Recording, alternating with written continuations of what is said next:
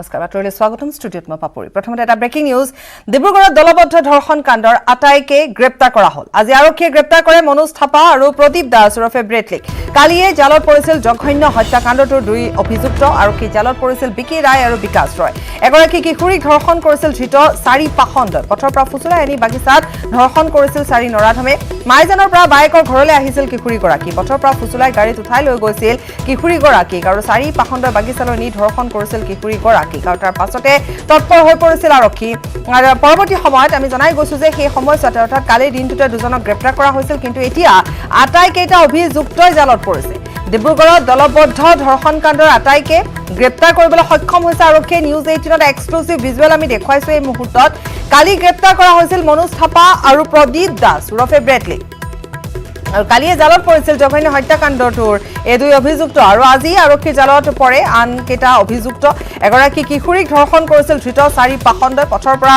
ফুচুলাই আনি বাগিচাত ধৰ্ষণ কৰিছিল চাৰি নৰাধমে মাইজানৰ পৰা বাইকৰ ঘৰলৈ আহিছিল কিশোৰীগৰাকী পথৰ পৰা ফুচুলাই গাড়ীত উঠাই লৈ গৈছিল এই নৰাধম কেইটাই চাৰি পাখণ্ডৰ বাগিচালৈ নি ধৰ্ষণ কৰিছিল কিশোৰীগৰাকী আৰু এই ঘটনাৰ পাছতে ডিব্ৰুগড় আৰক্ষী তৎপৰ হৈ পৰিছিল অতি তৎপৰতাৰে ডিব্ৰুগড় আৰক্ষীয়ে ইতিমধ্যে গ্ৰেপ্তাৰ কৰিবলৈ সক্ষম হৈছে আটাইকেইটা অভিযুক্তকে জালত পেলাবলৈ সক্ষম হৈছে আৰক্ষীৰ এক সফলতা বুলি ক'ব পাৰি এই মুহূৰ্তত মাইজানৰ পৰা বাইকৰ ঘৰলৈ গৈ থকা সময়তে এই কিশোৰীগৰাকীক ফুচুলাই গাড়ীত উঠাইছিল চাৰিটা নৰাধমে চাৰিটা পাখণ্ডই আৰু তাৰ পাছতে উপৰ্যুপৰি ধৰ্ষণ কৰিছিল বাগিচালৈ মাতি নি কিন্তু পৰৱৰ্তী সময়ত ডিব্ৰুগড়ৰ এই দলবদ্ধ ধৰ্ষণ কাণ্ডৰ অভিযুক্ত গ্ৰেপ্তাৰ কৰিবলৈ সক্ষম হৈছে আৰক্ষী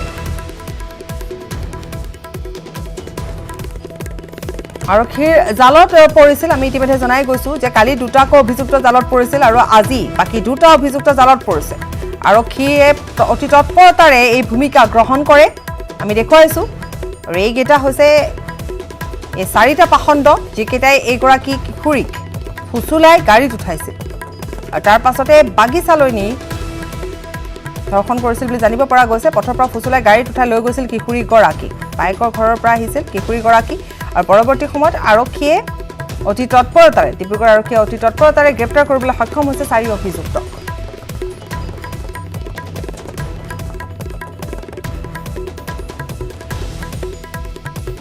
কৰোনাত আক্ৰান্ত উত্তৰ পূব সীমান্তৰ ৰেলৱেৰ আৰু এজন লোক আক্ৰান্ত লোকজনৰ নাম হৈছে Ajit Baishya chief mechanical engineer কাৰ্যালয়ৰ এজন বিষয়া হৈছে অজিত বৈশ্য ব্ৰেকিং নিউজ এই মুহূৰ্তত কৰোনাত আক্ৰান্ত হৈছে উত্তৰ পূব সীমান্তৰ ৰেলৱেৰ আৰু এজন লোক আক্ৰান্ত লোকজনৰ নাম হৈছে Ajit Baishya chief mechanical engineer কাৰ্যালয়ৰ এজন বিষয়া হৈছে অজিত বৈশ্য ইতিমধ্যে আমি জনাইছো যে আন এগৰাকী বিষয়া কৰোনাত আক্ৰান্ত হৈছিল তাৰ পাছতে কৰোনাত আক্ৰান্ত হৈছে উত্তৰ পূব সীমান্তৰ ৰেলৱেৰ আৰু এজন লোক আজিৰ দিনটোৰ এয়া খবৰ আজিৰ দিনটোৰ এই মুহূৰ্তৰ খবৰ আক্ৰান্ত লোকজনৰ নাম হৈছে Ajit Baishya chief mechanical engineer কাৰ্যালয়ত এজন বিষয়া অজিত বৈশ্যও কৰোনাত আক্ৰান্ত বুলি জানিব পৰা গৈছে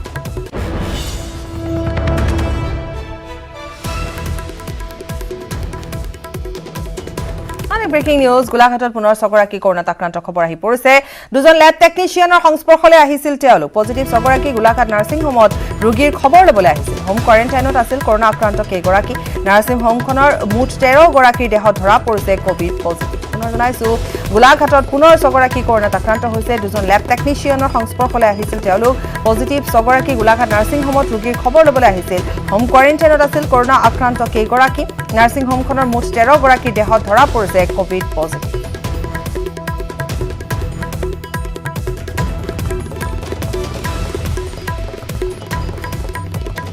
আনে ব্ৰেকিং নিউজ আইজিপি দীপক কটিয়াৰ দেহত কোভিড পজিটিভ আইজিপি দীপক কেডিয়াৰ দেহতো কোভিড পজিটিভ পোৱা গৈছে আইজিপি কেডিয়াৰ পিএছঅ সঞ্জয় দাস কৰোনাত আক্ৰান্ত কাছাৰী আৰক্ষী শীৰ্ষ আৰক্ষী বিষয়াৰ বাংলোৰ বেৰেকত আছিল পিএছঅ সঞ্জয় দাস প্ৰশাসনিক কণ্টেইনমেণ্ট জোন ঘোষণা কৰিছে বেৰেকটো পুনৰ জনাইছো আজিৰ দিনটোৰ আন এক ব্ৰেকিং নিউজ ইটোৰ পাছত সিটোকৈ খবৰ আহি পৰিছে কৰোনা সংক্ৰমণ বৃদ্ধি পাবলৈ ধৰিছে আৰু তেনে পৰিপ্ৰেক্ষিতত এই মুহূৰ্তৰ যি খবৰ সেয়া হৈছে আইজিপি দীপক কেডিয়াৰ দেহত কোভিড পজিটিভ পোৱা গৈছে আইজিপি কেডিয়াৰ পিএছঅ সঞ্জয় দাস কৰোনাত আক্ৰান্ত কাছাৰী আৰক্ষীৰ শীৰ্ষ আৰক্ষী বিষয়াৰ বাংলোৰ বেৰেকত আছিল পিএছঅ সঞ্জয় দাস প্ৰশাসনে কণ্টেইনমেণ্ট জোন হিচাপে ঘোষণা কৰিছে এতিয়া বেৰেকটো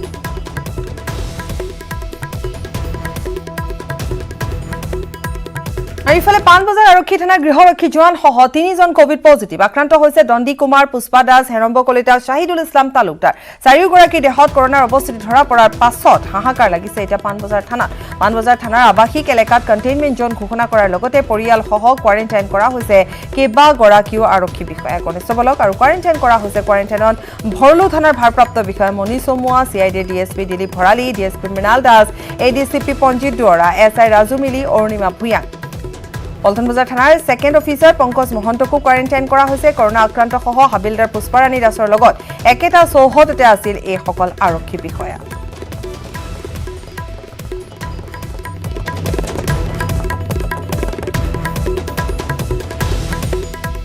নগদ 4 মহিলা জোৱান সহ 11জন আৰক্ষীক হোম কোৱাৰেণ্টাইন কৰা হৈছে হয়বৰ আৰক্ষী থানাৰ 11 গৰাকী আৰক্ষীৰ স্বাব সংগ্ৰহ কৰা হৈছে হয়বৰ আৰক্ষী ভাৰপ্ৰাপ্ত বিষয়াৰ স্বাব সংগ্ৰহ কৰা হৈছে নগৰ হুজ ৰঙাগড়ৰ এগৰাকী কিশোৰী কৰোনাত আক্ৰান্ত হৈছে এসপ্তাহ পূৰ্বে কিশোৰীগৰাকীক পলুৱাই নিছিল এজন যুৱকে আৰু 16 জুনত যেহেতু যুৱকগৰাকীৰ দেহত কোভিড পজিটিভ পোৱা গৈছিল তাৰ পাছত কিশোৰীগৰাকীৰো স্বাস্থ্য পৰীক্ষা কৰিছিল আৰক্ষীয়ে দেওবাৰে যুৱতীগৰাকীৰ দেহতো কৰোনা পজিটিভ পোৱা যোৱাৰ পাছতে ইতিমধ্যে কোৱাৰেণ্টাইন কৰা হৈছে আটাইকেইগৰাকী আৰক্ষী বিষয়া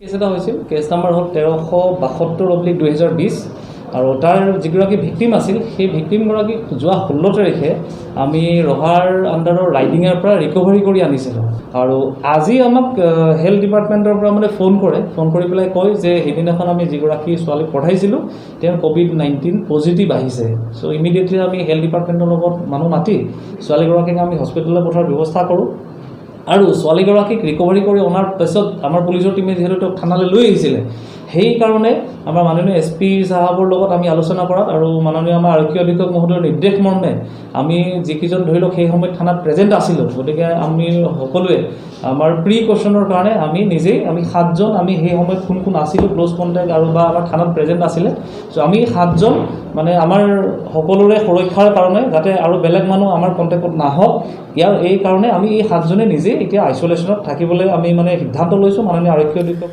এইফালে লাডাখৰ শেহতীয়া পৰিস্থিতিৰ প্ৰতি লক্ষ্য ৰাখি অধিক তৎপৰ হৈছে এতিয়া ছিকিম আৰক্ষী ভাৰত চীন সীমান্তৱৰ্তী তালাচী চকীত মুঠায়ন কৰা হৈছে অধিক আৰক্ষী জোৱান নাথুলা আৰু থাংগুলৈ প্ৰেৰণ কৰা হৈছে অতিৰিক্ত সেনা আৰু অৰ্ধসামৰিক বাহিনীৰ দল ছিকিমৰ এগৰাকী জ্যেষ্ঠ আৰক্ষী বিষয়াই সদৰি কৰিছে এই তথ্য অৰুণাচলৰ লগতে ছিকিমৰ সীমান্তত দীৰ্ঘদিন ধৰি আগ্ৰাসন কৰি আহিছে চীনা সৈন্যই পুনৰ জনাইছোঁ লাডাখৰ শেহতীয়া পৰিস্থিতিৰ প্ৰতি লক্ষ্য ৰাখি অধিক তৎপৰ হৈছে ছিকিম আৰক্ষী ভাৰত চীন সীমান্তৱৰ্তী তালাচী চকীত মুঠায়ন কৰা হৈছে অধিক আৰক্ষী জোৱান নাথুলা আৰু থাংগুলৈ প্ৰেৰণ কৰা হৈছে অতিৰিক্ত সেনা আৰু অৰ্ধসামৰিক বাহিনীৰ দল ছিকিমৰ এগৰাকী জ্যেষ্ঠ আৰক্ষী বিষয়াই সদৰি কৰিছে এই তথ্য অৰুণাচলৰ লগতে ছিকিমৰ সীমান্তত দীৰ্ঘদিন ধৰি আগ্ৰাসন কৰি আহিছে চীনা সৈন্যই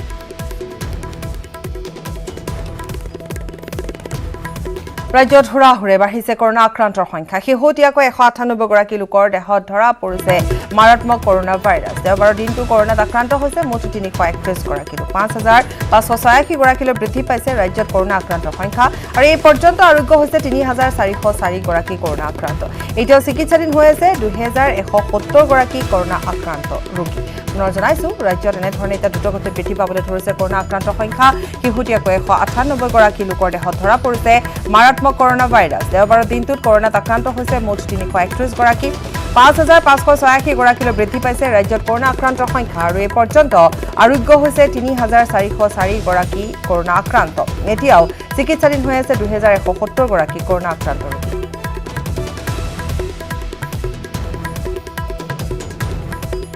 ডিব্ৰুগড়ত অশান্ত পৰিস্থিতি ডিব্ৰুগড়ৰ লেজাৰ সৌৰভ দাসৰ চাঞ্চল্যকৰ হত্যাকাণ্ডৰ পাছত ডিব্ৰুগড় জিলা বন্ধৰ আহ্বান জনাইছিল হিন্দু ক্ৰান্তি দল নামৰ এটা সংগঠনে বন্ধৰ সৰ্বাত্মক প্ৰভাৱ পৰিছিল চহৰখনত ইয়াৰ পাছতে ডিব্ৰুগড়ৰ আৰক্ষী প্ৰশাসনে চহৰখনত পৰিভ্ৰমণ কৰি ব্যৱসায় প্ৰতিষ্ঠানসমূহ খুলিবলৈ ব্যৱসায়ীসকলক নিৰ্দেশ দিয়ে ডিব্ৰুগড়ৰ আৰক্ষী অধীক্ষক শ্ৰী জিটিয়ে ডিব্ৰুগড় থানাৰ ভাৰপ্ৰাপ্ত আৰক্ষী বিষয়াৰ সৈতে আৰক্ষীৰ এটা বিশাল দলে এফালৰ পৰা চহৰখনৰ দোকান পোহাৰসমূহ খোলাৰ ব্যৱস্থা কৰে আৰু এই বন্ধ সম্পূৰ্ণ অগণতান্ত্ৰিক আৰু একাংশ ইয়াক সাম্প্ৰদায়িক ৰূপ দিয়াৰ চেষ্টা চলাইছে বুলি উল্লেখ কৰে আৰক্ষী অধীক্ষকগৰাকীয়ে কিছু ভিজুৱেল আমাৰ হাতত আহি পৰিছে আমি এই মুহূৰ্তত দেখুৱাই গৈছোঁ নিউজ 18ৰ এক্সক্লুচিভ দৃশ্য এয়া দোকান পোহাৰসমূহ যিহেতু বন্ধ আছিল হিন্দু ক্ৰান্তি দল নামৰ এটা দলে এই বন্ধ ঘোষণা কৰিছিল কিন্তু অগণতান্ত্ৰিক আখ্যা দি আৰক্ষীয়ে এনেধৰণে যিসমূহ দোকান পোহাৰ বন্ধ আছিল বন্ধ দোকান পোহাৰসমূহ খুলিবলৈ নিৰ্দেশ দিছে আৰু এছপিয়ে নিজেই দোকান খোলাৰ ব্যৱস্থা কৰা দেখিবলৈ পোৱা গৈছে এক্সক্লুচিভ দৃশ্য আমি দেখুৱাইছোঁ আৰক্ষী প্ৰশাসনৰ লোক উপস্থিত হৈছে এক অশান্ত পৰিস্থিতি সৌৰভ দাসৰ হত্যাকাণ্ডৰ সন্দৰ্ভত ইতিমধ্যে 3জনক গ্ৰেপ্তাৰ কৰা হৈছে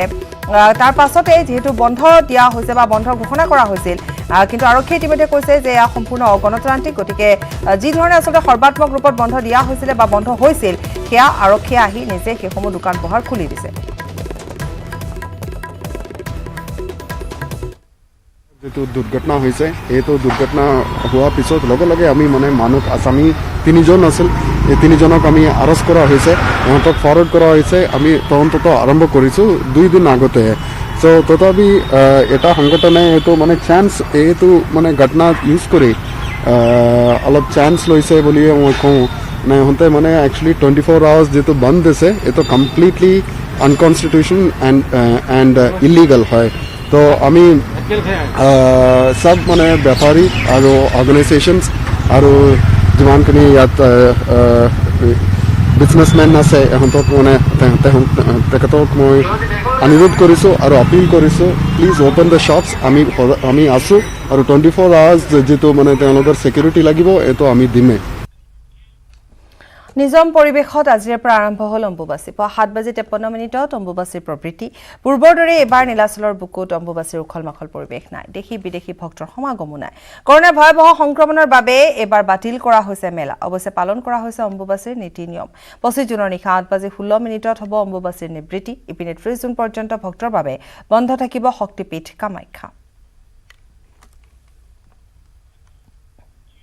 গাই নদীৰ পিছত ধেমাজিত এবাৰ বানৰ তাণ্ডৱ জীয়াঢল নদীৰ যোৱা নিশাৰে পৰা ফেনে ফুটুকাৰে বাঢ়ি অহা জীয়াঢল নদীৰ বাঢ়নী পানীয়ে ধেমাজিৰ শতাধিক গাঁও বুৰাই পেলোৱাৰ লগতে জলমগ্ন কৰিছে বিস্তীৰ্ণ খেতিপথাৰ জীয়াঢলৰ বাঢ়নী পানীয়ে জীয়াঢল চাৰিআলিৰ পৰা ষ্টেচন সংযোগী পথটো বুৰাই পেলাইছে আৰু সম্প্ৰতি অঞ্চলটোৰ কেইবাটাও পৰিয়ালে আশ্ৰয় শিবিৰত আশ্ৰয় লৈ আছে পুনৰ জনাইছো গাই নদীৰ পিছত ধেমাজিত এবাৰ বানৰ তাণ্ডৱ জীয়াঢল নদীৰ যোৱা নিশাৰে পৰা ফেনে ফুটুকাৰে বাঢ়ি অহা জীয়াঢল নদীৰ বাঢ়নী পানীয়ে ধেমাজিৰ শতাধিক গাঁও বুৰাই পেলোৱাৰ লগতে জলমগ্ন কৰিছে বিস্তীৰ্ণ খেতিপথাৰ জীয়াঢলৰ বাঢ়নী পানীয়ে জীয়াঢল চাৰিআলিৰ পৰা ষ্টেচন সংযোগী পথটো বুৰাই পেলাইছে আৰু সম্প্ৰতি অঞ্চলটোৰ কেইবাটাও পৰিয়ালে আশ্ৰয় শিবিৰত আশ্ৰয় ল'বলগীয়া এটা অৱস্থাৰ সৃষ্টি হৈছে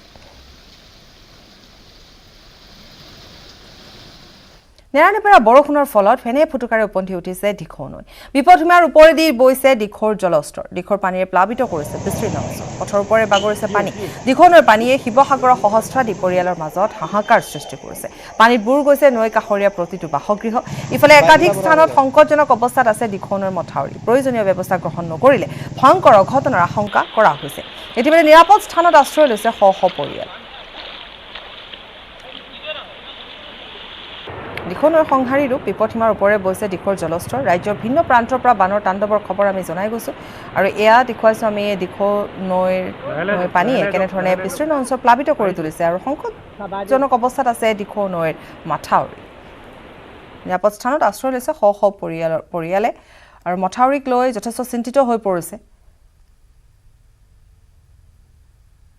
বানপানীয়েতো সংঘাৰূপ ধাৰণ কৰিছে দেখিছে আপোনালোকে ৰাতি 1:30 বজাৰ পৰা আমাৰ দলঙৰ তলেদি পানী বাগৰিছে বাঘৰ চুকত কাৰিগাঁৱত বলিয়াঘাটত সেইফালেদিও টেক্সিআলিৰ ওপৰেদি পানী বাগৰিছে গোটেই ৰাইজৰ মানে খেতিপথাৰ নষ্ট কৰিছে ঘৰ দুৱাৰত সোমাই বিস্তৰ ক্ষতি সাধন কৰিছে সঠিক হিচাপটো দিব নোৱাৰি কিন্তু আমাৰ ইয়াৰ এই কোঁৱৰপুৰ মৌজাটো এনে সাধাৰণতে বানপানীয়ে ক্ষতিগ্ৰস্ত কৰিয়ে থাকে বহুত মানুহ ইয়াত ক্ষতিগ্ৰস্ত হৈছে বিশেষকৈ খেতিপথাৰটো কঠীয়া পাৰিছিলে কঠীয়াখিনি নষ্ট হৈছে এতিয়ালৈকে জিলা প্ৰশাসনৰ ফালৰ পৰা কোনো এতিয়ালৈকে অহা নাই কিন্তু আমি আশা ৰাখিছোঁ তেখেতলোকে নিশ্চয় আহি ৰাইজক সহায় কৰিব ব্ৰেকিং নিউজ ধুবুৰীত কোৱাৰেণ্টাইনত থকা এজনৰ আত্মহত্যা চহৰখনৰ বিদ্যাপাৰাত থকা আজিজ লজত এই ঘটনা সংঘটিত হৈছে আত্মহত্যা কৰা লোকজনৰ নাম হৈছে সুনীল ৰায় পশ্চিমবংগৰ শিলিগুৰিৰ পৰা আহিছিল লোকজন 19 জুনৰ পৰা কোৱাৰেণ্টাইনত আছিল সুনীল ৰায় লোকজনৰ ঘৰ ধুবুৰী 15 নং ৱাৰ্ডৰ মিছন ৰোডত ঘটনাস্থলীত উপস্থিত আৰক্ষী আৰু দণ্ডাধীশ পুনৰ এবাৰ এই মুহূৰ্তৰ খবৰ ধুবুৰীত কোৱাৰেণ্টাইনত থকা এজন লোকে আত্মহত্যা কৰিছে চহৰখনৰ বিদ্যাপাৰাত থকা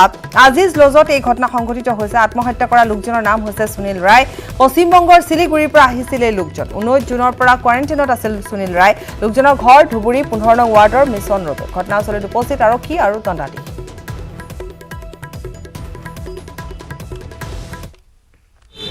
ও বাইরে বাইরে থাকতো ও ভাইয়ের সাথে অত যোগাযোগ ছিল না তো শিলিগুড়ি থেকে আসার সময় ও বিলেস কী কয় বক্সিঘাটের কোয়ারেন্টাইন সেন্টারে ছিল তো আমরা বলছি যখন এখানে এসে বললো তো আমরা বলছি 14 দিন তো থাকা লাগবে তো হোটেল আমরা ঠিক করে দিই তুমি হোটেলে থাকো তারপরে দেখা যাবে কী হয় এইটুকুই ব্যাস এখানে 3 দিন এলো ও সুনীল রায় বয়স 40-42 হবে জানো আমি কিছুই বুঝতেছি না এটা। ল'ৰাটোৰ নাম হ'ল সুনীল ৰায়, তাৰ বয়স 40 আৰু এই শিলিগুৰিত বিস্কুট ফেক্টৰী এটাত এই ছিকিউৰিটি গাৰ্ডৰ কাম কৰিছিলে আৰু ই মিছন নদৰ নিবাসী হয়, ৱাৰ্ড নম্বৰ 15। বাপেকৰ নাম অমৃতলাল পাল। এই ছাগলীয়াত ল'ৰাজন কোৱাৰেণ্টাইন হৈ আছিলে। 7 দিন এই কোৱাৰেণ্টাইন পিৰিয়ড কমপ্লিট কৰাৰ পিছত তাৰ হোম কোৱাৰেণ্টাইন তাক ষ্টীল মাৰি পঠিয়াই দিয়া হয়। কিন্তু ঘৰত তাৰ ভাড়া দিয়া ঘৰত যিহেতু থকাৰ কাৰণে ঘৰৰ মালিকে আপত্তি কৰাৰ কাৰণে ঘৰৰ মানুহে আমাক নজনোৱাকৈ নিজে নিজে লৈ আনি হোটেলটোত ৰাখিছিলে। 19 তাৰিখে ল'ৰাটোক ইয়াতে সোমোৱাই দিছিলে আৰু ফলত আজি গম পোৱা যায় যে ৰাতিপুৱা যেতিয়া ব্ৰেকফাষ্ট দিব যায় তেখেত মানে হেং কৰি থকা অৱস্থাত দেখা যায়। কামপুৰৰ শালমৰাত মুন্না ভাই MBBSৰ আবিৰ্ভাৱ। মুন্না ভাই ভুল চিকিৎসাৰ বাবে পংগুত্ব খাবতিবলগীয়া হ'ল কেইবাজনো লোকে। 3 মাহ পূৰ্বে শালমৰা আদৰ্শ বজাৰস্থিত কবিৰ মেডিকেল হলৰ স্বত্বাধিকাৰী স্বয়ম্ভূ চিকিৎসক নজৰুল ইছলামে নিজকে বিষৰ বিশেষজ্ঞ হিচাপে দাবী কৰি চিকিৎসা আৰম্ভ কৰিছিল। অঞ্চলটোৰ কেইবাজনো ৰোগীক চিকিৎসা কৰি আঁঠুত বেজী দিয়াৰ পাছত ভাল হোৱাৰ বিপৰীতে বিষ বেছিহে হয়। পাছত ৰোগীসকল অন্য চিকিৎসকৰ কাষ চপাত পোহৰলৈ আহে ভয়ংকৰ তথ্য। আঁঠুত বেজী দিয়াৰ বাবে 4জনকৈ লোকৰ ভৰিৰ হাড় ইতিমধ্যে পচি গৈছে বুলি জানিব পৰা গৈছে। ফলত চিকিৎসকৰ পৰামৰ্শ অনুসৰি পাটনাত গৈ অস্ত্ৰোপচাৰ কৰিবলগীয়া হয় ৰোগীয়ে। ইতিমধ্যে কামপুৰ আৰক্ষী থানাত ভুৱা চিকিৎসক নজৰুল ইছলামৰ বিৰুদ্ধে ৰুজু কৰা হৈছে গোচৰ। ইফালে নগাঁও যুটীয়া স্বাস্থ্য বিষয়াৰ জৰিয়তে স্বাস্থ্যমন্ত্ৰী ডঃ হিমন্ত বিশ্ব শৰ্মালৈ উচিত ন্যায় বিচাৰি আবেদন কৰিছে ভুক্তভোগী লোকসকলে। গ্ৰামাঞ্চলৰ চিকিৎসালয়ত চৰকাৰী চিকিৎসক নথকাৰ বাবে বিগত বহু বছৰ ধৰি এজন স্বয়ম্ভূ চিকিৎসকৰ জৰিয়তে চিকিৎসা কৰি আহিছিল অঞ্চলটোৰ সৰ্বসাধাৰণ ৰাইজে। ভৰিখন অলপ বিষাইছিল, পিছত নজৰুলৰ তাত গ'লোঁ, কেইটামান টেবলেট দিছে, খাই ভাল হোৱা নাই। পিছত আকৌ গ'লোঁ, আঁঠুত বেজী মাৰিলে। বেজী মাৰাৰ পিছত ইনজেকশ্যন হৈ গ'ল। হোৱাৰ পিছত নজৰুলক কিমান মাতিলোঁ, অহা নাই। পিছত এই আমাৰ এই মাইনুৰ পেচেণ্টক দি পেলাই ক'লোঁ, আৰু বহুত লিডাৰ দি পেলাই কৈছোঁ, অহা নাই। পিছত নগাঁও গৈ পেলাই 4বাৰ গ'লোঁ, নগাঁও ট্ৰিটমেণ্ট কৰিলোঁ, ৰোগটো ধৰিব পৰা নাই। পিছত পাটনাৰ ডাক্তৰক দেখাইছোঁ, পিছতহে কৈছে যে এইটো খুলিব লাগিব। হেৰি ইনভেকশ্যন হৈ গ'ল। নজৰুল কোন আছিল? নজৰুল ডক্টৰ, এই আমাৰ কেম্পৰ ডক্টৰ, এই আমাৰ শালমাৰা বজাৰ কেম্পৰ গাঁৱলীয়া ডাক্তৰ। পিছত গৈ পেলাই পাটনাৰ গৈ 2বাৰ হেৰি অপাৰেশ্যন কৰিলোঁ। তাৰ ওপৰত এতিয়া আমি খবৰ অব্যাহত থাকিব, সময়টি বিৰতি। স্বাগতম বিৰতিৰ পাছত। বিগত 5 মাহে বিকল হৈ আছে চিৰাং জিলাৰ চাপাগুৰিৰ ৰাষ্ট্ৰীয় ঘাইপথ চাৰিআলি ট্ৰেফিক ছিগনেল। ৰাষ্ট্ৰীয় ঘাইপথ প্ৰাধিকৰণৰ অৱহেলাৰ বাবে যান বাহন নিয়ন্ত্ৰণৰ ক্ষেত্ৰত ব্যাপক সমস্যাৰ সৃষ্টি হৈ অহাৰ লগতে সঘনাই দুৰ্ঘটনাও বৃদ্ধি পাইছে। চিৰাং আৰু বঙাইগাঁও জিলাৰ সংযোগস্থল হৈছে চাপাগুৰি চাৰিআলি। এই চাপাগুৰি চাৰিআলিৰ কাষতে অসম চৰকাৰৰ পৰ্যটন আৰু জনজাতীয় উন্নয়ন বিভাগৰ মন্ত্ৰী চন্দন ব্ৰহ্মৰ ঘৰ। তাৰ পিছতো কোনো ব্যৱস্থা গ্ৰহণ কৰা পৰিলক্ষিত হোৱা নাই। পুনৰ জনাইছো আৰু দৃশ্য আমি দেখুৱাইছো। বিগত 5 মাহে বিকল হৈ আছে চিৰাং জিলাৰ চাপাগুৰিৰ ৰাষ্ট্ৰীয় ঘাইপথ চাৰিআলিৰ ট্ৰেফিক ছিগনেল। আৰু ৰাষ্ট্ৰীয় ঘাইপথ প্ৰাধিকৰণৰ অৱহেলাৰ বাবে যান বাহন নিয়ন্ত্ৰণৰ ক্ষেত্ৰত ব্যাপক সমস্যাৰ সৃষ্টি হৈ অহাৰ লগতে সঘনাই দুৰ্ঘটনাও বৃদ্ধি পাইছে। চিৰাং আৰু বঙাইগাঁও জিলাৰ সংযোগস্থল হৈছে চাপাগুৰি চাৰিআলি। এই চাপাগুৰি চাৰিআলিৰ কাষতে অসম চৰকাৰৰ পৰ্যটন আৰু জনজাতীয় উন্নয়ন বিভাগৰ মন্ত্ৰী চন্দন ব্ৰহ্মৰ ঘৰ। তাৰ পিছতো কোনো ব্যৱস্থা গ্ৰহণ কৰা পৰিলক্ষিত নাই। বেয়া হ'লে কাৰণে ভালেখিনি অসুবিধা হৈ আছে। মাজে মাজে হৈ লাগে অলপ চলপ, কেতিয়াবা গৌফত কৰি ছাইডত লাগি যায়। ডাঙৰ এক্সিডেণ্ট হোৱা নাই এতিয়ালৈকে, তো অলপ চলপ লাগি যায় কেতিয়াবা এইখিনি গাড়ী। প্ৰথম লকডাউনৰ কেইদিনমান পিছৰ পৰাই বেয়া হৈ আছে আজিলৈকে। কি বেয়া হৈ আছে? এইটো মানে সেই যিটো ইলেক্ট্ৰিক প'ষ্ট এটা কোনোবা অজ্ঞাত গাড়ীয়ে ৰাতিৰ এই লকডাউনৰ সময়ত মানে ৰাতি খুন্দা মাৰি হেৰি কৰি থৈ গৈছে, আৰু তেতিয়াৰ পৰাই মানে বেয়া হৈ আছে। কি বেয়া হৈ আছে? লাইটিঙৰ প্ৰব্লেম হৈ আছে এতিয়া মোটামুটি 3 পৰা 4জন মানুহ লাগেই কণ্টিনিউ। তিনিচুকীয়াৰ চৈখোৱাত প্ৰধানমন্ত্ৰী গ্ৰাম চড়ক যোজনাৰ পথ নিৰ্মাণত দুৰ্নীতিৰ অভিযোগ। চৈখোৱা উন্নয়ন খণ্ডৰ অন্তৰ্গত গাখীৰভেটি গাঁও পঞ্চায়তৰ অধীনৰ চামগুৰিৰ পৰা মিচিমিকঠালৈ পথ নিৰ্মাণত সংঘটিত হৈছে ব্যাপক দুৰ্নীতি। 2017-18 বৰ্ষতে পথ নিৰ্মাণৰ বাবে আবণ্টন হৈছিল 4,22 লাখ টকা, কিন্তু আজিলৈকে সম্পূৰ্ণ হৈ নুঠিল নিৰ্মাণ কাৰ্য। আনহাতে পথ নিৰ্মাণৰ দায়িত্ব লাভ কৰা মেচাৰ্ছ HD এণ্টাৰপ্ৰাইজে পথছোৱাৰ ওপৰত থকা কেইবাটাও কালভাৰ্ট নিৰ্মাণত অনিয়ম কৰাৰ অভিযোগ উত্থাপন কৰিছে স্থানীয় ৰাইজে। ইফালে 6 কিলোমিটাৰ অনুমোদিত পথৰ কেৱল মাত্ৰ 5.20 কিলোমিটাৰ পথহে নিৰ্মাণ কৰাৰ অভিযোগ উত্থাপিত হৈছে। এই ক্ষেত্ৰত শদিয়া সমষ্টিৰ বিধায়ক বলিন চেতিয়াৰ লগতে বিভাগীয় কৰ্তৃপক্ষক গুৰুত্ব প্ৰদান কৰিবলৈ দাবী জনাইছে মৰাণ ছাত্ৰ সন্থাৰ দাইচা শাখা সমিতিৰ লগতে আদিবাসী ছাত্ৰ সন্থাই।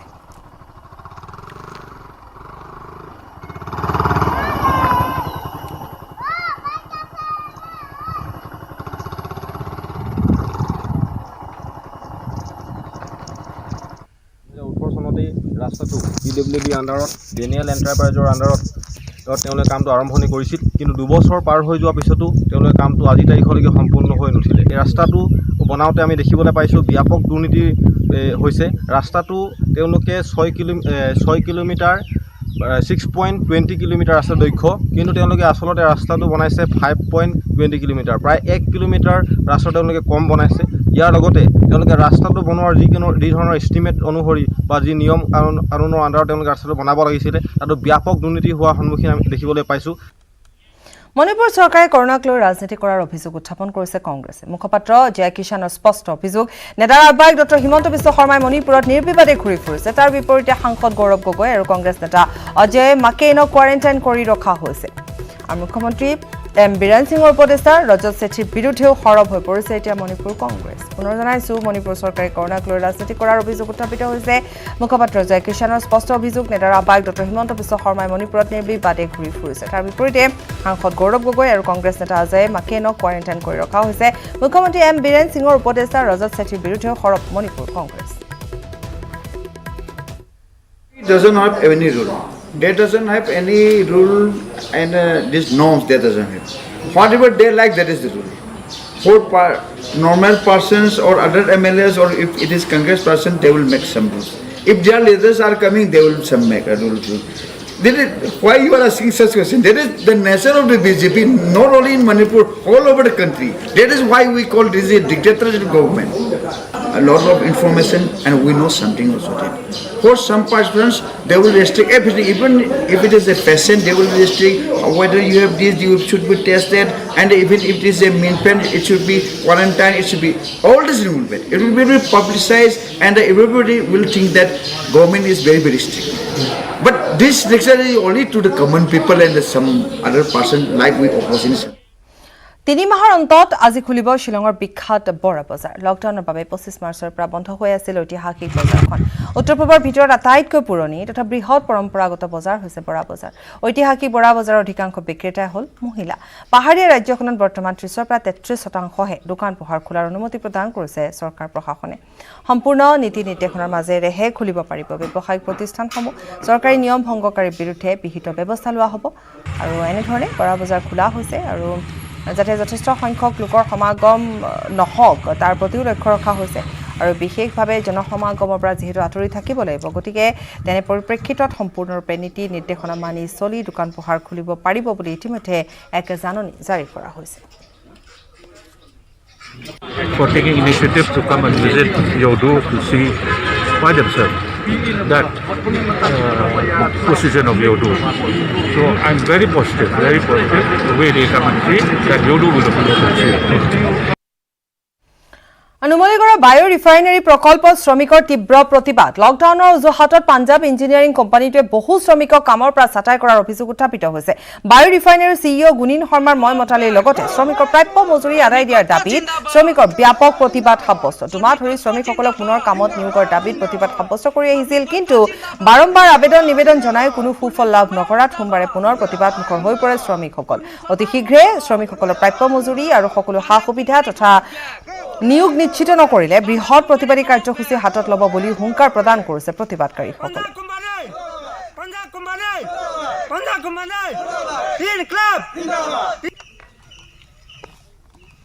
যিহেতু পাঞ্জাৱ কোম্পানীয়ে আমাৰ কৰ্মৰত শ্ৰমিকসকলক কামৰ পৰা বঞ্চিত ছাঁটাই কৰি দিয়াক লৈ সেই বিষয়বস্তুটোক আমি নিবেদন আকাৰে ABRPLক আমি দিলোঁ, NRLক দিলোঁ, লগতে লেবাৰ কমিশ্যনাৰক আমি কথাবিলাক বিতংভাৱে জনালোঁ। লেবাৰ কমিশ্যনাৰে হাতত সময় ৰাখি তেখেতে ইমান বহুমূলীয়া সময় নষ্ট কৰি তেখেতে এই প্ৰজেক্টত আহিছিলে। আহি আৰু আলাপ আলোচনা কৰিব যেতিয়া ল'লে, ABRPLৰ কোনো এজন লোক তাত উপস্থিত নহ'ল।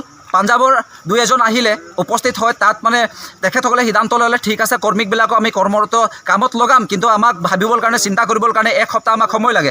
আজি 1 সপ্তাহ বাদ দি 20 দিন 1 মাহ ওচৰা-ওচৰি সময় উকলি গ'ল, কিন্তু এই শ্ৰমিকসকলৰ কাৰণে কোনো তেখেতসকলে সিদ্ধান্ত আজিলৈকে মত প্ৰকাশ নকৰিলে। কিন্তু ABRPLৰ কৰ্তৃপক্ষ যি আমাৰ CEO chief executive officer Gunin Sharma ডাঙৰীয়া এই বিষয়বস্তুটো সম্পূৰ্ণভাৱে তেখেতে গম পায়, কিন্তু এতিয়ালৈকে তাৰ চকু মেল খোৱা নাই, এতিয়ালৈকে তাৰ গা লৰচৰ হোৱা নাই। খবৰ আৰু আছে, সময় পুনৰ এটি বিৰতি।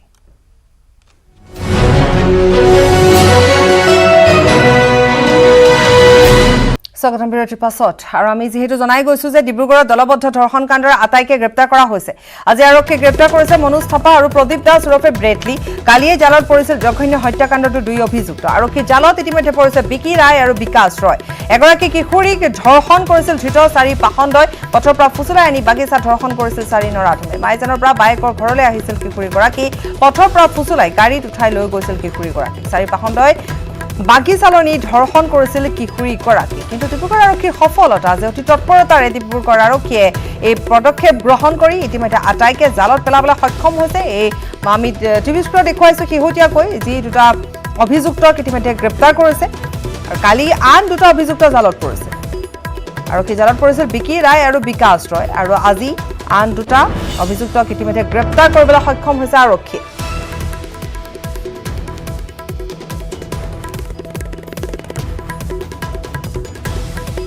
টমাছৰ সৈতে সংযুক্ত হৈছো টমাছ শেহতীয়া খবৰ যেহেতু আমি জনাইছো আমাৰ দৰ্শকসকলক যে আৰু দুটা অভিযুক্তক ইতিমধ্যে গ্ৰেপ্তাৰ কৰিবলৈ সক্ষম হৈছে ডিব্ৰুগড় আৰক্ষীয়ে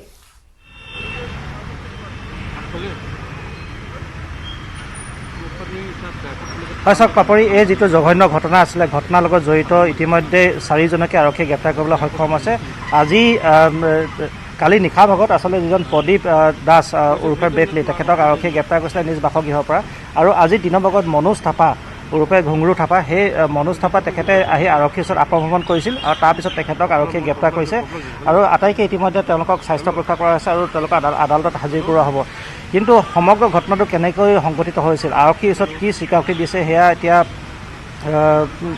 আৰক্ষীয়ে বৰ্তমান জেৰাৰ পিছত এই পোহৰলৈ আহিছে আৰম্ভণি হৈছিলে ঘটনাটো যোৱা 19 জুন তাৰিখে যেতিয়া সেই কিশোৰীগৰাকী যিগৰাকী বয়স 15 বছৰ 8 মাহ বুলি আমাক ইতিমধ্যে আৰক্ষীয়ে জনাইছে সেই কিশোৰীগৰাকী তেখেতে সম্বন্ধীয় এগৰাকী বায়েকৰ ঘৰলৈ গৈ আছিল নিশা প্ৰায় 9 বজাত সেই সময়তে বিকাশ ৰায় আৰু বিকি ৰায় সেই দুজন যুৱকে জোৰ জবস্তি যুৱতীগৰাকীক মটৰচাইকেলত তুলি লৈ গৈছিল সেই জালান বাগিচাৰ ফালে আৰু বাগিচাৰ মাজলৈ লৈ গৈছিল আৰু তাৰ পাছত এই দুজন প্ৰদীপ দাস আৰু মনোজ থাপা সেই দুজনো তেওঁলোকক আহি সহযোগ কৰিছিল আৰু এই চাৰিজনে এই যুৱতীগৰাকীক উপযোগ কৰি ধৰ্ষণ কৰিছিল আৰু সেই ঠাইতে তাত এৰি থৈ গৈছিল আৰু ডিব্ৰুগড় আৰক্ষীৰ বাবে সফলতা কাৰণ আপুনি চাব ঘটনাটো সংঘটিত হৈছিল 19 জুনত তাৰ প্ৰায় 24 ঘণ্টাৰ পিছত 20 জুনত ৰাতি যেতিয়া ভুক্তভোগী পৰিয়ালটোৱে আৰক্ষীক কাষ চপিছিল সেই 20 জুনৰ পৰা আজি পৰ্যন্ত কিন্তু 24 ঘণ্টাৰ ভিতৰতে প্ৰায় 24 ঘণ্টাৰ ভিতৰতে আটাইকেইজন যি তাত অভিযুক্ত আছিলে এই আটাইকেইজনকে আৰক্ষীয়ে ইতিমধ্যে গ্ৰেপ্তাৰ কৰিবলৈ সক্ষম হৈছে সেয়া এটা ভাল খবৰ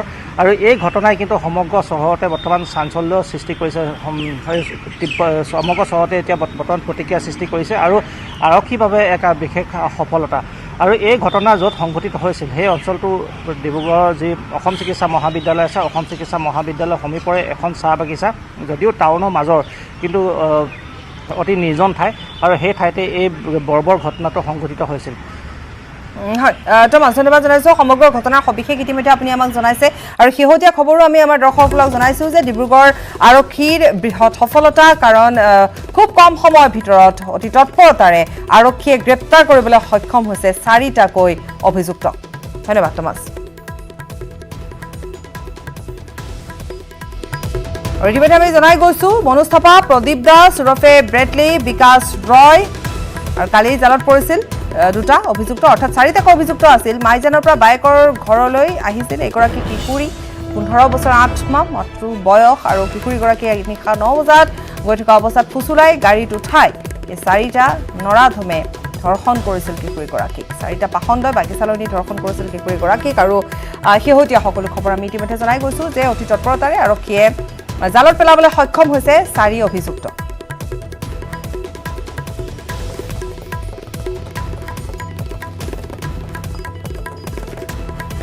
আৰু ডিব্ৰুগড়ত যি দলবদ্ধ ধৰ্ষণ কাণ্ড সংঘটিত হৈছিল আৰু তাৰ পাছতে চাৰি অভিযুক্ত ইতিমধ্যে জালত পৰিছে তালৰ যিটো ছোৱালী এই ছোৱালীক মানে চাৰিজন মানে জবৰদস্তি কিডনেপ কৰি এটা মানে দুইজন আকিউজডে মানে এটা বাইকত লৈ পেলাই মানে ইহঁতে জালান টি এষ্টেট নিয়াৰ AMCHৰ ওচৰতে তাত গৈ পেলাই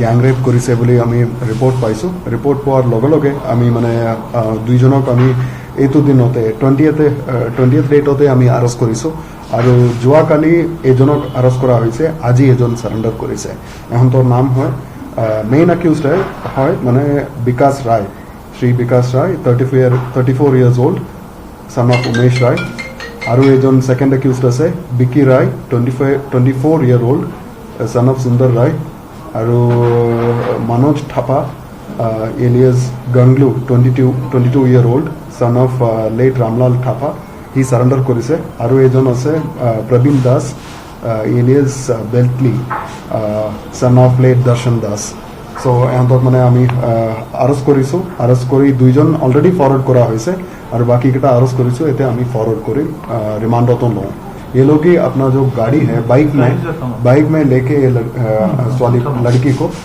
बाइक में बिठा के ये लोग लेके गया है वहाँ पे मैंने जो AMCH है जलान टी एस्टेट का जंगल में वहाँ पे गलत काम किया है কোৱাৰেণ্টাইন শিবিৰত গীতে মাতে নিশা কোৱাৰেণ্টাইনৰ শিবিৰত থকা লোকক মনোৰঞ্জন দিবলৈ হোজাই জিলা প্ৰশাসনৰ এক বিশেষ পদক্ষেপ হোজাই কাকিত থকা 2 নং কাকি আদৰ্শ উচ্চ মাধ্যমিক বিদ্যালয় কোৱাৰেণ্টাইন শিবিৰত অনুষ্ঠিত কৰিলে সাংস্কৃতিক অনুষ্ঠান কোৱাৰেণ্টাইনত থকা লোকক মনোৰঞ্জন দিবলৈ গীত পৰিৱেশন কৰিলে অতিৰিক্ত উপায়ুক্ত গৰ্গমোহন দাসে লগতে কোৱাৰেণ্টাইনত থকা লোকৰ সমস্যাৰ বুজ লয় অতিৰিক্ত উপায়ুক্ত গৰাকীয়ে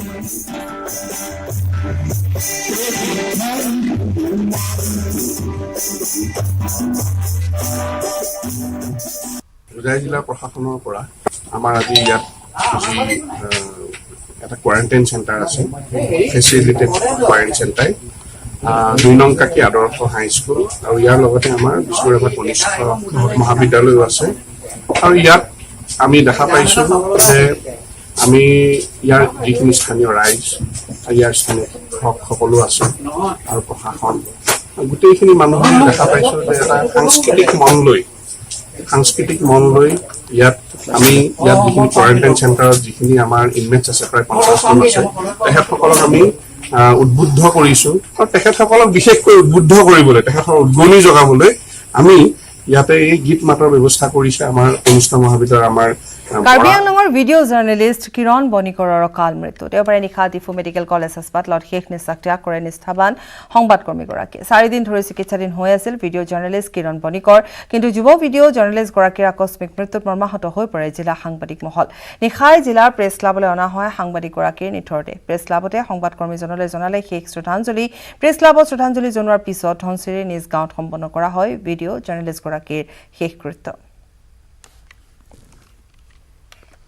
ধৰি যি কিৰণ বণিক তেওঁৰ এগৰাকী কেমেৰামেন হিচাপে যি নিষ্ঠাৰে তেওঁ কৰ্তব্য তেওঁ পালন কৰি আহিছে আৰু এই ক্ষেত্ৰত সঁচাকৈ আমি সকলো সাংবাদিকে তেওঁ এই যি হঠাতে যি অকাল বিয়োগ হ'ল ইয়াত আমি মৰ্মাহত হৈছোঁ সিদিনাই তেওঁ হঠাতে খবৰ পালোঁ যে তেওঁ কিছু শৰীৰৰ অৱনতি ঘটিছে আৰু লগে লগে অসম মেডিকেল কলেজ আমাৰ ডিফু মেডিকেল কলেজত ভৰ্তি কৰা হ'ল আৰু তাৰপিছতেই আজি লকডাউনৰ সময়ছোৱাত বৰাক উপত্যকাত সক্ৰিয় হৈ উঠিছে বাইক চুৰৰ চক্ৰ বিগত কেইটামান দিনৰ ভিতৰতে বৰাকৰ 3খন জিলাত সংঘটিত হৈছে বহুকেইটা বাইক চুৰিৰ ঘটনা চলিত মাহৰ 1 তাৰিখে শিলচৰৰ এগৰাকী বিজেপি নেতাৰ ঘৰৰ পৰা চুৰি হৈছিল বুলেট স্কুটি সহ 4খনকৈ বাইক চিচি কেমেৰাত বন্দী হৈছিল চুৰিকাণ্ডৰ সমগ্ৰ ঘটনা ইয়াৰ পাছতে বিজেপি নেতাৰ হেঁচা চুৰৰ বিৰুদ্ধে তৎপৰ হৈছিল কৰিমগঞ্জ আৰক্ষী যোৱা 3 দিনত শিলচৰ বদৰপুৰ হাইৰালা কান্দিৰ পৰা 8খন চুৰি বাইক সহ কৰিমগঞ্জ আৰক্ষীয়ে আটক কৰিছে 3টাকৈ চুৰ আটকাধীন চুৰকেইটা কমৰুল হুছেইন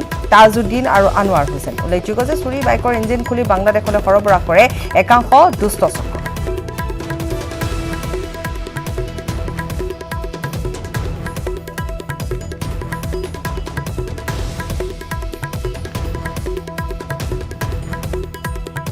হাতী মানুহৰ সংঘাতে তীব্ৰ ৰূপ ধাৰণ কৰিছে ওদালগুৰি জিলাত ননৈজ পাৰা চাহ বাগিচাত নিশা অহা হাতীৰ এটা জাকে ভাঙি তহিলং কৰে 4টাকৈ বাসগৃহ দিনৰ ভাগত বাগাৰ গামৰি বাগানত আশ্ৰয় লৈ থাকে আৰু নিশা হলে জনাঞ্চললৈ ওলাই আহি ঘৰ দুৱাৰ ভঙাৰ লগতে খেতিপথাৰ নষ্ট কৰি পেলাই বন্যহস্তীয়ে ভূটান সীমান্তৱৰ্তী অঞ্চলসমূহত এতিয়া নিদ্ৰাহৰণ কৰিছে বন্যহস্তীৰ জাকে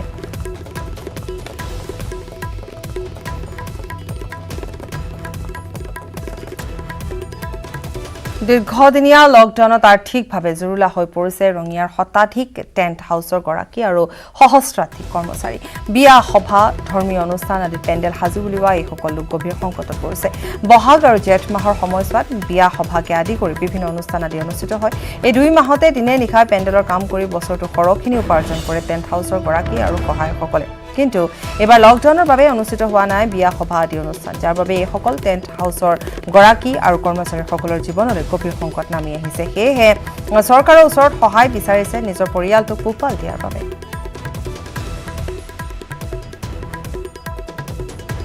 তিনিটা ভাগত বিভক্ত হৈছে ৰাজ্যিক বিজেপি। নাগপুৰক দেখুৱাবলৈ সকলো ভাল হৈ আছে, কটা যাব 25 জন বিজেপিৰ বিধায়কৰ টিকটো। আৰু এই বিস্ফোৰক মন্তব্য কৰিছে প্ৰাক্তন বিজেপি সাংসদ তথা কংগ্ৰেছী RP শৰ্মাই। ছগৰাকী বিজেপি বিধায়কে মোৰ সৈতে যোগাযোগ কৰিছে বুলিও তেওঁ বিস্ফোৰণ ঘটাইছে। লগতে তেওঁ উল্লেখ কৰিছে যে যুদ্ধত লেঙেৰা বা বুঢ়া ঘোঁৰা নলওঁ বুলি তাৎপৰ্যপূৰ্ণ মন্তব্য কৰিছে। বিভক্ত বিজেপি অসমত, গতিকে ইয়াত বাহিৰত একদম নিমন আছে, মানে তিয়ৰ দৰে ভিতৰত ফালাফালি আছে। কিন্তু এটা ভয়ৰ কাৰণে একদম মিলিজুলি আছে, উপায় নাই, দেখাব লাগিব ৰাইজক। আৰু ওপৰত নাগপুৰ বা দিল্লীতো নহ'লে ফোন আহিবনে, দেখুৱাবলৈ ভাল। নিৰ্বাচন আহি আছে, ৰাইজে কিন্তু কামটো একো কৰিব পৰা নাই। 5 বছৰ যাওঁ গতিকে দেখাব লাগিব ভাল যে আমি ইউনাইটেড আছোঁ। ইউনাইটেড নাই, ডিভাইডেড আছে। কংগ্ৰেছৰ পৰা অহাটো 25 জনমানৰ টিকেট কটা যাব, 30 জনো হ'ব পাৰে। মানে বিজেপিয়ে কাটিব টিকেট, বিজেপি নিজৰ কেণ্ডিডেট কাটিব, তেতিয়া সেইসকল আপোনালোকৰ কংগ্ৰেছলৈ আহিব। সেইসকল আহিব, কিন্তু কংগ্ৰেছে চব নলয় নহয়, আকৌ বাছি লয় না। আপুনি মাছ কিনিব যাব বজাৰত, গেলা মাছবিলাকতো নিকিনে নহয়। আপোনাৰ সৈতে কেইজনে যোগাযোগ কৰিছে এতিয়া 5 জন 6 জনে যোগাযোগ কৰিলে, মানে কৰি আছে আজি ৰানিং মানেতো ৰান নকৰা দৌৰিব নোৱাৰা ঘোঁৰাকতো তেল মাৰি লাভে নাই না, দৌৰা ঘোঁৰাবিলাকক দৌৰিব পৰা ঘোঁৰাক ল'ব দৌৰিব পৰাই ল'ব লাগিব। নহ'লে আপোনাৰ যুদ্ধত কি লেংৰা ঘোঁৰাক লৈ লাভ আছে? বুঢ়া ঘোঁৰা লৈ লাভ নাই, এতিয়া বুঢ়া ঘোঁৰা লাভ নাই, লেংৰা ঘোঁৰা নাই। যুদ্ধত দৌৰিব পৰা লাগিব। কিমান আসন পাব বুলি ভাবে কংগ্ৰেছে?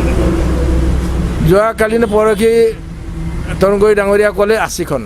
একে ভাষণ মৰা আছিলে যেতিয়া মই যোগ দিছিলোঁ 1 মাৰ্চত। 80খন আসন লৈ কংগ্ৰেছ দিছপুৰত আহিব। আৰু খবৰ আছে, সময় পুনৰ এটি বিৰতি। স্বাগতম বিৰতিৰ পাছত কাৰ্বি আংলং আৰক্ষীৰ জালত পৰিছে 3 চোৰাং চিকাৰী। ধৃত জনথাং ওৰফে থাংবয়, মুমিন ওৰফে অভাৰচাইজ আৰু নিংমাইলু ওৰফে লুলু। ধৃত চোৰাং চিকাৰী কেইটাৰ ঘৰ মণিপুৰৰ চুৰাচান্দপুৰত। AK চিৰিজৰ ৰাইফলসহ গ্ৰেপ্তাৰ হৈছে 3 গড় চিকাৰী। কাজিৰঙা পাহাৰৰ পৰা গ্ৰেপ্তাৰ চোৰাং চিকাৰী 3টা। কাজিৰঙাত 5টা গড় হত্যা জড়িত আছিল এই দুৰ্ধৰ্ষ চোৰাং চিকাৰী কেইটা। উল্লেখযোগ্য যে কিছু দিনৰ পূৰ্বে এটা 7জনীয়া গড় চিকাৰী দলৰ এটা কাৰ্বি আংলং জিলাৰ ৰঙা পাহাৰৰ ধনচিৰি সংৰক্ষিত বনাঞ্চলত বনৰক্ষীৰ লগত হোৱা সংঘৰ্ষত মৃত্যু হৈছিল। এই দলটোৰ অন্য 3টাক আৰক্ষীয়ে বকলীয়াঘাট, নগাঁও আৰু জখলাবন্ধাৰ পৰা কিছুদিন পূৰ্বে গ্ৰেপ্তাৰ কৰিছিল। বাকী থকা 3টা শনিবাৰে নিশা কাৰ্বি আংলং আৰক্ষীয়ে বিশেষ অভিযান চলাই কাজিৰঙা পাহাৰৰ পৰা আটক কৰে।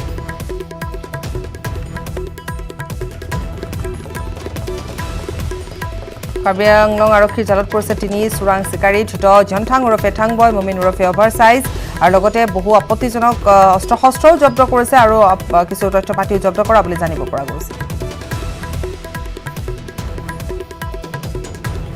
সমগ্ৰ দেশ তথা ৰাজ্যত কৰোনা মহামাৰীয়ে সংহাৰী ৰূপ ধাৰণ কৰাৰ সময়তে এইবাৰ পশুধনৰ ওপৰত দেখা দিছে অচিন ৰোগে। কামৰূপৰ শিঙিমাৰী, দদৰা, ৰৌমাৰী, কিসমত, বংশৰ পচৰীয়া আদি বিভিন্ন অঞ্চলত অচিন ৰোগত আক্ৰান্ত শতাধিক পশুধন, যাৰ বাবে এতিয়া চিন্তিত হৈ পৰিছে কৃষকসকল। পশুধনৰ গাত দেখা দিয়া এই অচিন ৰোগৰ বাবে এতিয়া কৃষি কৰ্মৰ পৰা আঁতৰি থাকিবলগীয়া পৰিছে কৃষকসকল। বৃহত্তৰ অঞ্চলকেইটাৰ এলেকাত এখন পশু চিকিৎসালয় আছে যদিও বছৰ বছৰ ধৰি বন্ধ হৈ আছে। ফলত চিকিৎসা সেৱাৰ পৰা বঞ্চিত হ'বলগীয়া হৈছে পশুধন, যাৰ বাবে এতিয়া গাঁঠিৰ ধন ভাঙি অন্য ঠাইলৈ গৈ চিকিৎসা কৰিবলগীয়া হৈছে নিজৰ পশুধনসমূহৰ। কৃষকসকলৰ এনে দুৰ্দশাৰ সময়তো মৌন বিভাগীয় কৰ্তৃপক্ষ। এটা গৰুৰ অচিন ৰোগ আহিছে, যিটো ৰোগত গৰুবিলাকৰ কি হয়, কিছুমান শৰীৰত মানে ডাঙৰ ডাঙৰ ফোঁহৰাৰ নিচিনা হয়, ভৰিবিলাক ফুলি উঠে, উঠি পেলাই কি হয় মানে ফাটি যায়, ঘাঁ হয়। এই সময়টোত যিটো সময়, সেইটো সময়ত মানে খেতিৰ সময়, খালি ধান ৰোৱা সময়, এই সময়টোত গৰুবিলাকৰ এনেকুৱা হয় মানে অঞ্চলটোৰ খেতিয়কৰ এনেকুৱা এটা সমস্যা দেখা দিছে। আৰু বৰ্তমান পৰিস্থিতি চাই মানুহৰ তেনেকৈ পইচাও নাই তেওঁ নিজাববীয়াকৈ চিকিৎসা কৰাৰ কাৰণে। চৰকাৰী যদিও এখন পশু চিকিৎসালয় আছে, তাত মানে উপযুক্ত ডক্তৰ নাপায়, কৃষকখিনি গ'লে ডক্তৰ নাপায়। মানে নিজাববীয়াকৈ কিছুমানে যদিও মানে চিকিৎসা কৰিছে, উপযুক্ত চিকিৎসা পোৱা নাই আৰু ঔষধ পাতিৰো দাম বেছি, ইনজেকশ্যনবিলাকৰ দাম বেছি। গতিকে মানুহখিনিৰ এনেকুৱা এটা সমস্যা হৈ পৰিছে, চৰকাৰে এইখিনিত অলপ কাণখৰ দি যদি এই দুখীয়া কৃষকখিনিৰ গৰুখিনি বচোৱাৰ এটা চেষ্টা কৰে, তেতিয়া হয়তো এই দুখীয়া কৃষকখিনিক এটা সুবিধা কৰি উপকৃত হ'ব বুলি পেলাই মই আশা কৰোঁ।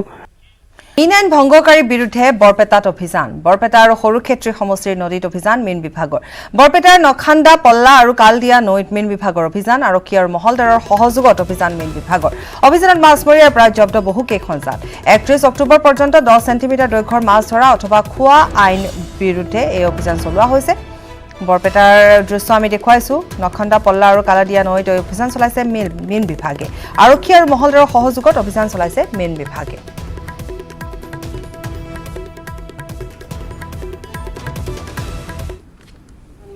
এপ্ৰিল মাহৰ 15 তাৰিখৰ পৰা জুলাই মাহৰ 15 তাৰিখলৈকে এইখিনিক আমি প্ৰজনন ঋতু বুলি ধৰোঁ আৰু এইখিনি সময়ৰ ভিতৰত মাছ ধৰাটো আইনমতে দণ্ডনীয় হয়।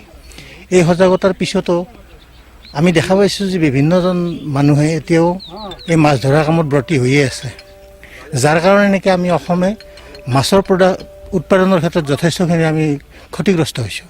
সেইকাৰণে আজি আমি বৰপেটা জিলা মীন বিভাগ আৰু আমাৰ প্ৰশাসনৰ বিশেষকৈ পুলিচ প্ৰশাসনক লগত লৈ আমি এটা এই সজাগতাৰ লগতে এই অবৈধভাৱে যি মাছ চিকাৰ কৰি আছে তাৰ বিৰুদ্ধে এটা আমি অভিযান চলাইছোঁ।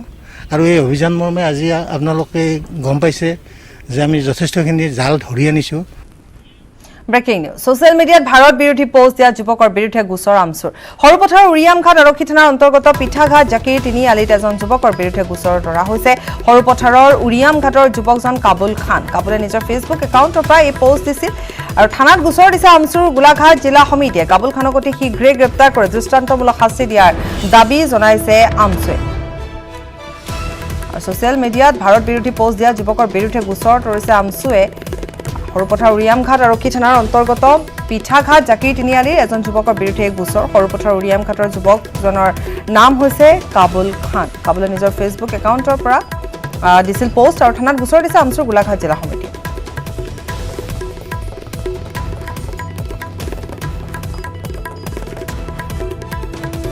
কাবুল খানক অতি শীঘ্ৰেই গ্ৰেপ্তাৰৰ দাবী জনাইছে গোচৰ তৰা হৈছে ইতিমধ্যে আৰু গ্ৰেপ্তাৰ কৰি দৃষ্টান্তমূলক শাস্তিৰ দাবী জনাইছে আমচুৱে। ভাৰত বিৰোধী পোষ্ট দিছিল কাবুল খান নামৰ এগৰাকী যুৱকে ছ'চিয়েল মিডিয়াত ভাৰত বিৰোধী পোষ্ট দিছিল আৰু তাৰ পাছতে যুৱকগৰাকীৰ বিৰুদ্ধে গোচৰ তৰিছে আমচুৱে।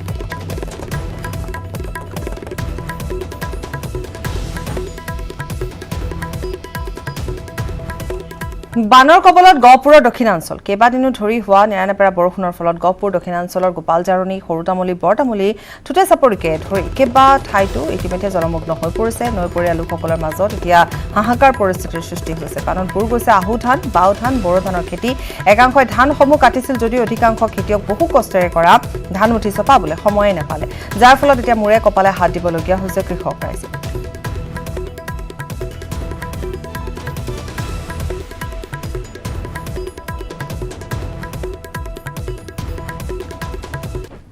নৈপৰীয়া লোকসকলৰ মাজত এক হাহাকাৰ পৰিস্থিতিৰ উদ্ভৱ হৈছে।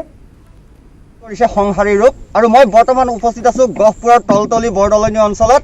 নিশাটোৰ ভিতৰতে ব্ৰহ্মপুত্ৰৰ বাঢ়নী পানীয়ে সমগ্ৰ অঞ্চল প্লাবিত কৰি তুলিছে। মই কেমেৰাত দেখাইছোঁ সামগ্ৰিক দৃশ্য। এই মুহূৰ্তত বানে প্লাবিত হৈ পৰিছে সমগ্ৰ অঞ্চল। গৰু ম'হকে ধৰি যথেষ্টখিনি সমস্যা হৈছে ৰাইজৰ, যিহেতু ওখ ঠাই বিচাৰি এতিয়া হাহাকাৰ কৰি ফুৰিবলগীয়া হৈছে এই অঞ্চলৰ বাসিন্দাসকলে। প্ৰায় 15-20খন গাঁৱৰ ৰাইজ এতিয়া শংকিত হৈ পৰিছে, কিয়নো নিশাটোৰ ভিতৰতে তাণ্ডৱ সৃষ্টি কৰি ব্ৰহ্মপুত্ৰৰ বাঢ়নী পানীৰে প্ৰায় সকলোবিলাক ডুবাই পেলাইছে। মই কেমেৰাত দেখাই আছোঁ এই দৃশ্য। এক প্লাবিত অঞ্চল হৈ পৰিছে। বানে এক প্ৰকাৰ বিভীষিকাৰ সৃষ্টি কৰিছে। গহপুৰৰ যি ডাঠকলা, বৰদলনি, তলতলি, গোপালজাৰণীকে ধৰি প্ৰায় 20-25খন গাঁও বৰ্তমান বানৰ কবলত আৰু পানীৰ তলত বুৰ গৈ আছে। মোৰ সৈতে আছে বানপীড়িত লোকসকল আছে, যিয়ে ওখ ঠাই বিচাৰি এতিয়া নিৰাপদ আশ্ৰয় বিচাৰি এতিয়া ৰাস্তাৰ ওপৰলৈ ওলাই আহিছে। মোৰ সৈতে আছে, মই কেমেৰাত দেখাইছোঁ। দাদা কওকচোন, কেনেকুৱা ধৰণৰ সমস্যাৰ সৃষ্টি হ'ল আৰু নিশাটোৰ ভিতৰতে বানপানীয়ে সমগ্ৰ অঞ্চল বুঢ়াই পেলালে নেকি? আজি ৰাতিৰ ভিতৰতে বানপানীয়ে বুঢ়াই পেলালে। এয়া মেটেকা আনিছে, ধুমধাম আহু খেতি তল গ'ল, কিছুমান শালি ধানৰ কঠীয়া তল গ'ল, গৰু ম'হৰ কাৰণে আলৈ বিলৈ হৈ গৈছে। ওখ ঠাই বিচাৰি এতিয়া গৰু খেদিব নিবলগীয়া হৈ আছে। পৰিস্থিতি বহুত বেয়ালৈ আহি গ'ল। বানপানীয়ে অকস্মাত আহি পেলাই ব্ৰহ্মপুত্ৰৰ পানীয়ে আমাক বুঢ়াই পেলালে গাঁওখিনি। আৰু আপোনালোকৰ যিখিনি আপোনাৰ শালি ধানৰ কঠীয়া পেলাইছিলে বা যিখিনি আহু ধান বড়ো ধান আছিলে সেইখিনি এতিয়া বৰ্তমান পানীৰ তলত নেকি? পানীৰ তলত ছাৰ এইখিনি গোটেই পানীৰ তলত গ'ল, কঠীয়া তলত গ'ল, পকা ধান কাটিবলৈ পৰা নাই, পানীৰ তলত গৈ আছে।